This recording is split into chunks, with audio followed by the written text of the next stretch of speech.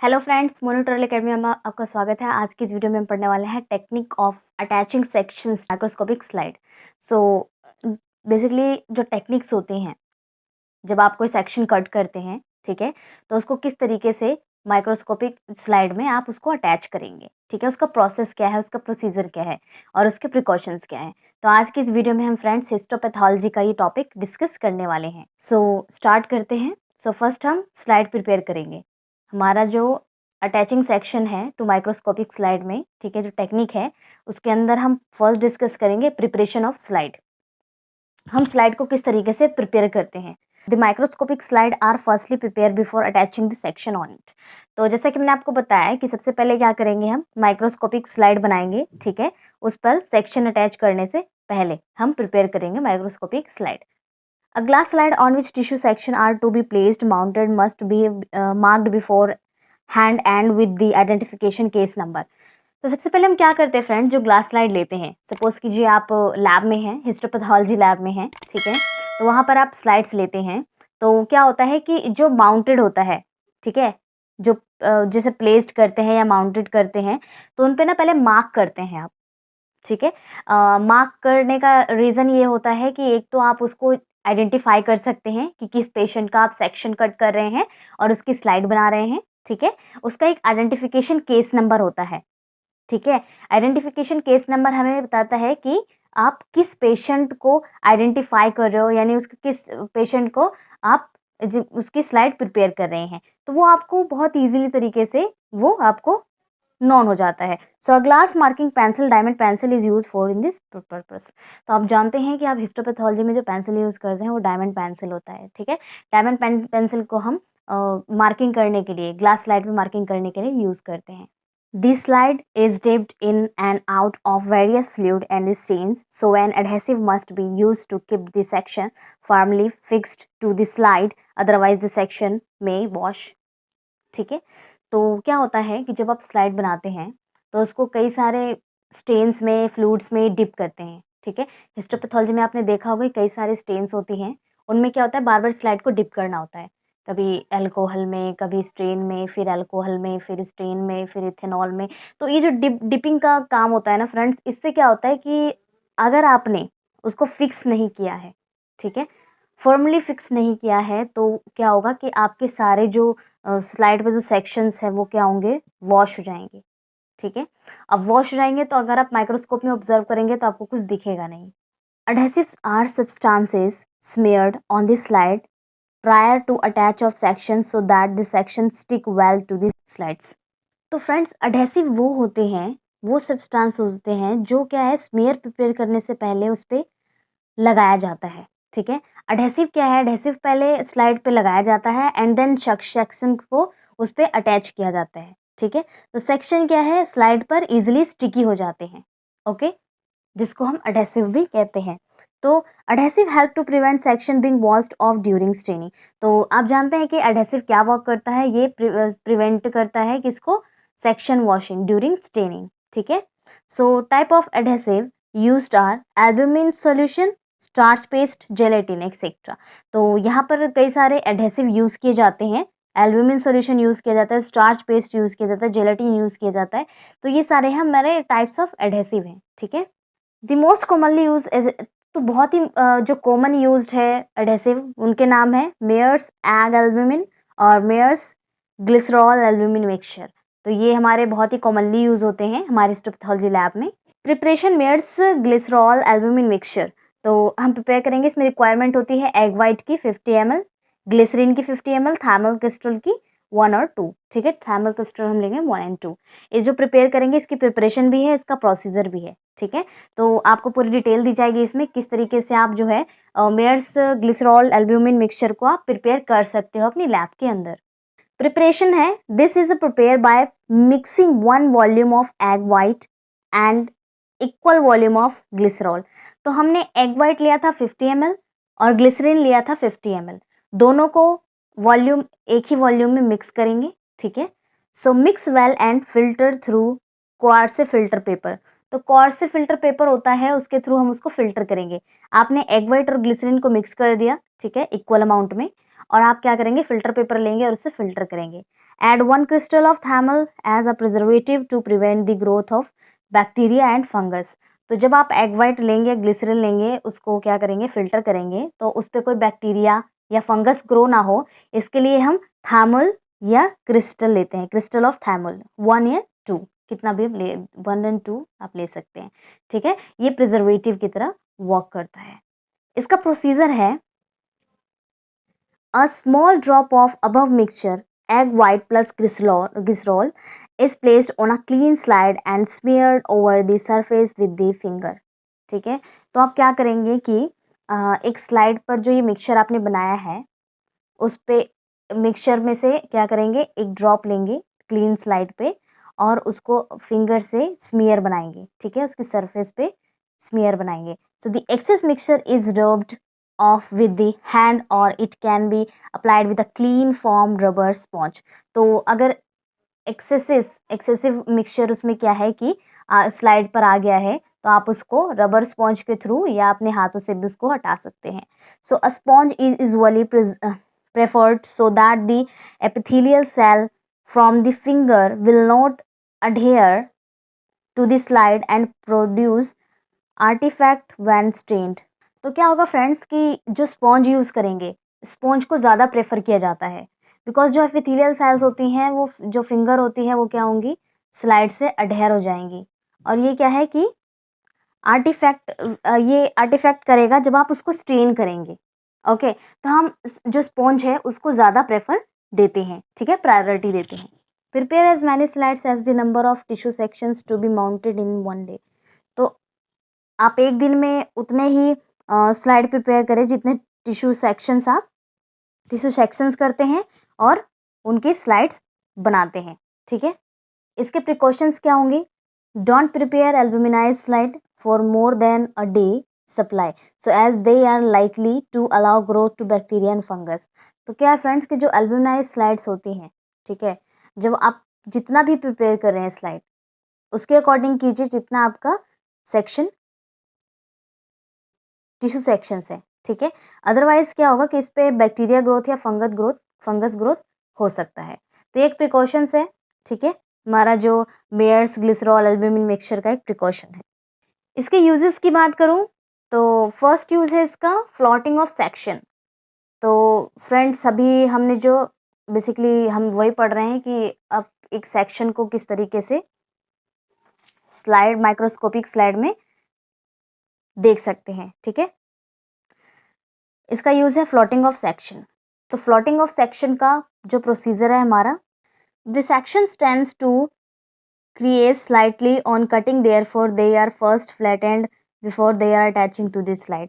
तो बेसिकली क्या होगा कि जब आप सेक्शंस को रिबन फॉर्म में कट करते हैं, ठीक है, तो कैमर या फिर हेयर ब्रश के थ्रू क्या करते हैं, वो उसको पिक करते हैं और उसको फ्लॉटेड जहाँ पर वाटर है, ठीक है, वहाँ पर आप उसको जो गर्म पानी है, हॉट वाटर है, उसकी सतह पर रखते हैं। So to do this they are firstly floated on a warm water in a solo water bath maintain at a temperature of. So floating of section का जो प्रोसीजर है फ्रेंड्स ये है कि जब आप सेक्शन कट करते हैं, ठीक है, जो सेक्शन कट होता है माइक्रोटोम के अंदर होता है, ठीक है, माइक्रोटोम में जो सेक्शन कटिंग होती है वो रिबन फॉर्म में होती है, ठीक है। रिबन फॉर्म में होने के कारण क्या होता है कि उसमें सेक्शन कट होता है, उसको आप इजीली क्या है ब्रश के थ्रू पिक करते हैं और उसको वाटर बाथ में रख देते हैं, ठीक है, उसको फ्लॉटिंग, वो फ्लॉटेड कंडीशन में होता है। So to do this, they are firstly floated on a warm water in a shallow water bath, maintain a temperature about 46 degrees Celsius, 10 degrees Celsius below the MP of wax। तो basically क्या होता है, जो wax का जो temperature होता है, below temperature होता है, उसमें क्या करते हैं, उसको हम थोड़ा ज़्यादा टेम्परेचर पे रखते हैं, 46 डिग्री सेल्सियस पे रखते हैं ताकि वो वैक्स पिघले ना। तो क्या होगा कि जो वाटर बाथ में आपने रखा है उसको क्या करते हैं, वो स्लाइड में पिक करते हैं, ठीक है। So the cut sections of short ribbon section is gently lowered by means a camel hair brush or a fine forceps onto the surface of warm water in the water bath। तो जैसा कि मैंने आपको बताया कि basically यहाँ पे मैंने आपको बताया कि जस्ट ब्रश यूज़ कर रहे हैं, बट यहाँ पर कैमल हेयर ब्रशेज़ यूज़ किए जाते हैं, जिससे क्या होगा कि आप इज़िली रिबन को पिक करके वाटर बाथ में रख सकते हैं, ठीक है। The tissue ribbon floated and the wrinkling of the tissue should be flatten out. तो टिश्यू रिबन जो क्या है वो फ्लॉट करेगा, जैसे कि आपने टिश्यू रिबन का जो रिबन की जो रिबन बनाई है, टिश्यू के रिबन बनाए हैं, वो फ्लॉट हो रहे हैं, ठीक है, वाटर बाथ में। अगर वो रिंकलिंग हो गए, मुड़ गए हैं, सिकुड़ गए हैं, तो उन्हें आप ठीक कर सकते हैं, ठीक है। वाटर बाथ में वो ठीक हो जाता है। So gently pulling on the opposite end of this ribbon can help the flatten out this section. तो उसको क्या करेंगे कि जेंटली पुलिंग करेंगे अपोजिट एंड पे, ठीक है। तो ये क्या करता है, जो फ्लॉटन है उसको सेक्शन को आउट करने में हेल्प मिलती है। सेकेंड स्टेप होगा हमारा पिकिंग अप सेक्शन। अब तो हमने क्या किया है कि फ्लॉटिंग ऑफ सेक्शन को फ्लॉटिंग करवाया है, अब पिक करेंगे। पिक करने का मतलब क्या होगा फ्रेंड्स, यहाँ पे मैं पहले आपको बता देती हूँ। फ्लॉटिंग का मतलब ये था कि माइक्रोटोम हो गया, रिबन कटिंग हो गई, रिबन सेक्शन कटिंग हो गई। अब क्या हुआ कि वाटर बाथ में उसको फ्लॉटिंग के लिए रख दिया गया, ठीक है, टेम्परेचर पे। तो जो एक्स्ट्रा वैक्स है वो रिमूव हो जाएगा साइड का, और फिर क्या होगा कि वो वाटर बाथ में फ्लोट करेगा। अब फ्लोटिंग के बाद क्या होगा कि हमें उसे पिक करना होगा, ठीक है। So then the technique closely inspect the section of the pics and which is flat and the fully expanded, ठीक है। तो ये जो टेक्निक होती है ये क्लोजली इंस्पेक्ट होती है the section of the pics which is a flat and fully expanded. तो ये क्या होगा, फुल्ली फ्लैट होता है और फुल्ली एक्सपेंडेड होता है, ठीक है। So the tissue should be without scratches और cracks, no recognizable distortion, so when compared with the tissue in the back face। तो क्या होगा फ्रेंड्स कि जब आप टिश्यू सेक्शन को पिक करते हैं, ठीक है, जो वाटर बाथ में फ्लॉट हो रहा है, तो कोई भी क्रैक स्क्रैचेस नहीं होने चाहिए, ठीक है। So an albumin coated slide is dipped obliquely into the water and close to the section as possible. If the water in the water bath contain adhesive, an uncoated clean slide can be used. अगर water bath में कोई adhesive चीज़ है, जो चिपकने वाली चीज़ है, वो water bath में है, ठीक है, तो जो अनकोटेड क्लीन स्लाइड होती है उसको हम यूज़ करते हैं वहाँ पर, ठीक है।